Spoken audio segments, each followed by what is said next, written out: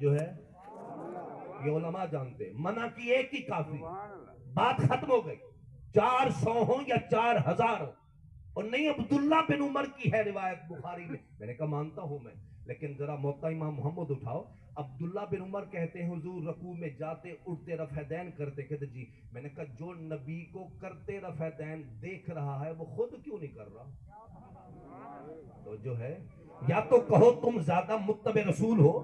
تم زیادہ نبی کی سنت کو جانتے ہو، اعتراض رکھو عبداللہ بن عمر پہ، لیکن موطا امام محمد کے اندر حدیث صحیح ہے، حدیث صحیح، عبداللہ بن عمر خود رفع دین نہیں کرتے تھے، خود رفع دین نہیں کرتے تھے۔ اب راوی کی اپنی روایت کے خلاف جب عمل مل جائے تو وہ روایت قابل اعتبار نہیں رہتی، اس سے استنباط کرنا جائز نہیں ہوتا، سمجھے وہ منسوخ ہو چکی ہے۔ اگر حدیث ہوتی برحق ناسخ رہتی تو عبداللہ بن عمر بھی کرتے۔ جو ہے اتنا بڑا عاشق جا رہا ہے اونٹنی پہ اور کسی مقام سے گزرے، اونٹنی کو 2 چکر لگائے، اتر کر پھر چل پڑے چڑھ کے، کسی نے پوچھا کیا کر رہے ہو؟ پر میں یہ پتہ نہیں کیا کر رہا ہوں، بس کسی کی ادا کو ادا کر رہا ہوں، نبی نے ایسے کیا تھا میں نے کر لیا، آقا نے ایسے کیا تھا میں نے کر لیا۔ اتنا بڑا عاشق رسول عبداللہ ابن عمر، فقیہ صحابی، مفسر صحابی، مفتی صحابی۔ اب جو صحابی اسلام کہتے ہیں صحابی کے پیچھے چلو، وہابی کے پیچھے نہ چلو، صحابی تمہیں جنت لکھ جائے گا، وہابی پتہ نہیں تمہیں ریال تک لے جاتا ہے یا کہاں لے جاتا ہے۔ اس لیے تم سے جب جنت سے کیا مطلب، نجدی دور ہو ہم رسول اللہ کے، جنت رسول اللہ کی۔ اب نماز ہو چکی ہے، ذرا میں ناسخ منسوخ کی، اب حدیث میں ہے کہ حضور نے بیت المقدس کی رک کر کے نماز پڑھی، آپ پڑھیں گے؟ حدیث تو ہے صلی رسول اللہ الی بیت المقدس۔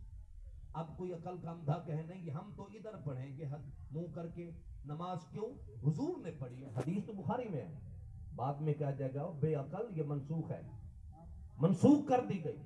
حکم بدل دیا گیا، اور منسوخ کیسی ہوئی؟ قربان جو نبی کی شان پہ سرکار، آخر جملہ سن لیں، سرکار کی خواہش ہے، کسی یہودی نے کہہ دیا جب دین اپنا ہے،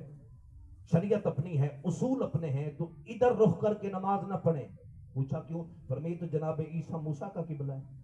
آپ جب کہتے تورات منسوخ ہے،